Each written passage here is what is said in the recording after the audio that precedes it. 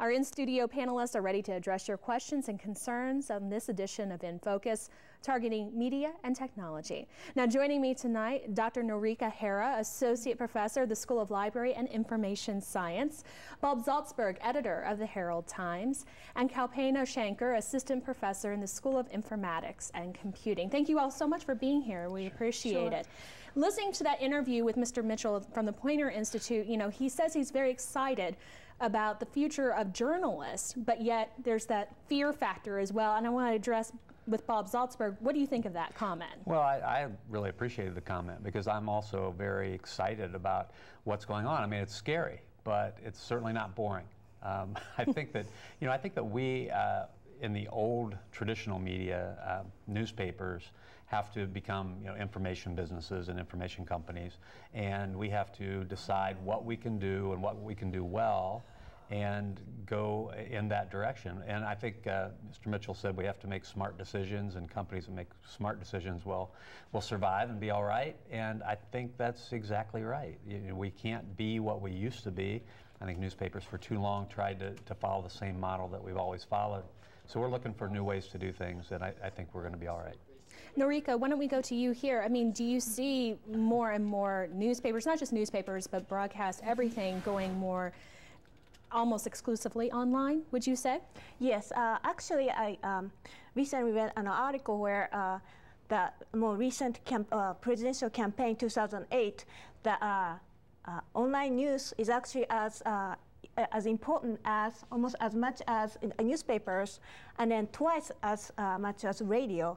But still TV is the most informative source that people tend to get, or political sources. So I believe that the number has been increasing. Kalpana, would you like to comment on that? Sure. I think one of the things that we have to remember is that there's still a very important place for journalism and journalistic training, because many people I hear talking about this, especially younger people like my students, say, oh, well, we have blogs. Blogs will take care of it. But where are those blogs getting those sources and those ideas from? It's often our traditional journalists who have both the resources to commit to doing the investigative journalism and also adhere to a code of ethics that their profession demands. And we don't yet have those kinds of code of ethics for bloggers. So I still really believe there's a place for what Bob called traditional media or old media in this brave new world. Yeah, Bob, where do we need to go with this? I mean, do we have to have credentials? Do we have to have a seal of approval? No, I think consumers have to be smart, and I think that I think what Kalpana said is right. I think when I talk about how we have to make smart decisions, we have to decide what kind of journalism we want to provide. And it's going to involve trying to do watchdog reporting and more in-depth reporting. And it's also going to involve becoming much more savvy and engaged with new media, so that our traditional journalism background and the ethics that we bring to the table and the principles that we have, the standards that we have, we bring that to the table online as well. But we also have to engage with some of the new traditions that are being built as well. So we have to do a little bit of everything. Kalpana, I want to go back to your talk about the bloggers themselves. I mean, we sometimes call this citizen journalism, and do you think that that's an accurate term for what's happening now in the blogosphere?